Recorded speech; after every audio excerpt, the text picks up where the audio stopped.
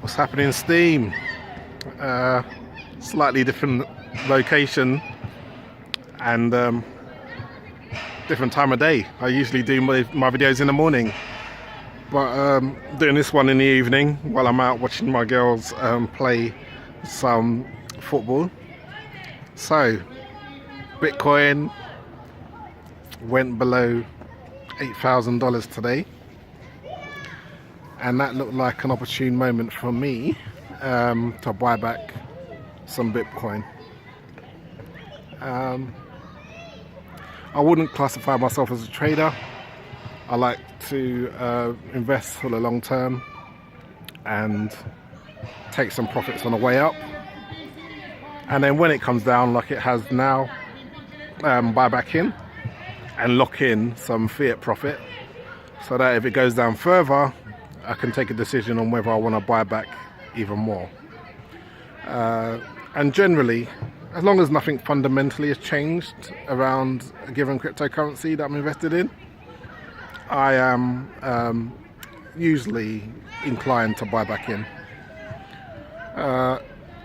8,000 seemed good for me because that's where I took profit. So I took profits at 8,000 and 16,000, and then I took profit a bit more around 11,000. So 8,000 seemed like a good point, and psychologically people are talking themselves into buying back at the 7,500, 8,000 range. So it just seemed like a good point in which to make an entry, so I duly obliged. As for the news that has preceded this drop, I can kind of take it or leave it, to be honest. You know, it's like another country has banned Bitcoin, and ostensibly, you look at the detail, India hasn't banned Bitcoin. It's taken sensible measures, in my view, to curb people using it for illegal activities, and it's just said it isn't legal tender, which was the position before. And I mean, I was in India over December, and you know, I went to a Bitcoin conference there, and you know, it's fledgling in terms of the cryptocurrency market there. No doubt they have some whales who are heavily invested in Bitcoin, but you know, it's not a massive market, just from what I could see in cryptocurrency at the moment. So should it cause the crash that's happened? And you know, people are talking about this Facebook ban on ads for cryptos. I mean, I can't really see that having a major impact. So for me, it's just an excuse for, you know, people to sell and try to get back in at cheaper prices. And then it's a game of cat and mouse, you know. Yeah, you got people that, you know, I've been that person that's like, oh, I'm going to sell now and it's going to go down even further, and then I'm going to buy back in when it's, you know, people playing that game, it's that trading game, and you know, it just so happens that this particular crash coincides with a convenient point for me to buy back in, so I'm just going to buy back in. So I was doing that this morning. But yeah, in terms of the news around cryptocurrencies, 90% of it is horseshit. I'm sorry to be so blunt, but 90% of it is just a load of crap. And it's funny because when Bitcoin has been crashing over the last couple of weeks, people that I know have been sending me articles, predictions of doom that kind of come out of the woodwork.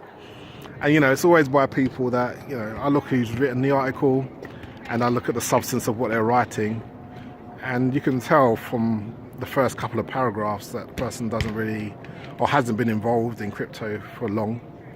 Yeah, I was reading the article, an article the other day where someone was saying, you know, this crash is different from the last one, and by the last one they meant the one in December, because that one, Ethereum and the other altcoins didn't crash, and then this time they have crashed, which means it's a far more serious crash.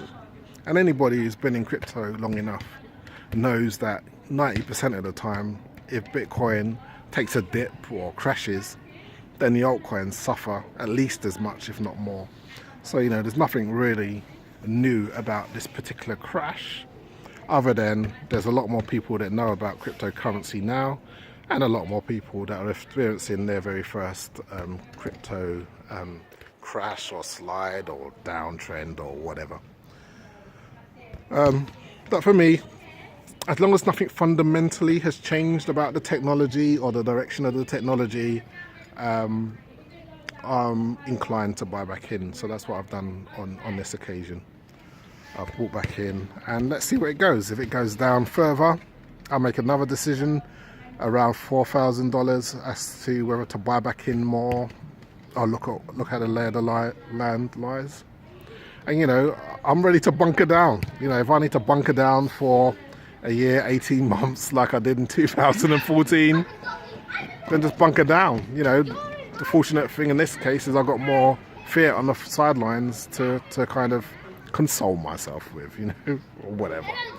But generally my inclination is to, you know, keep buying on the dips, and if it goes back up, then yes, I've locked in some fiat profit, and you know, I'm as I was with Bitcoin. I mean, I'm not trying to accumulate Bitcoin. If I was, I might have bought more. Anyway, that's what I'm doing on this dip. Let's see how it plays out in the next few weeks or months or even years. Imagine that, thinking about years when it comes to crypto. Anyway, speak to you soon. Bye.